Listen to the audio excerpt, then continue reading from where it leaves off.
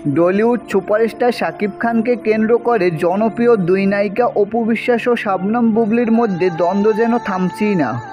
তারা দুজনে একই সঙ্গে শাকিব খানের প্রিয়তম ঘরোয়ানির পাশাপাশি তারা অভিনেতার দুই সন্তানের মাও। তবে বাস্তবে অপু ও বুবলির সম্পর্ক যেন দা কুমড়ার মতো। নায়ককে কেন্দ্র করে তাদের ব্যক্তিগত জীবনে নানা বিষয় গণমাধ্যমে কথা বলছেন এই দুই অভিনেত্রী। সম্প্রতি ঈদের এক অনুষ্ঠানে সাক্ষাৎকারে বুবলি দাবি করছেন এখনও শাকিব খানের বৈধ স্ত্রী তিনি।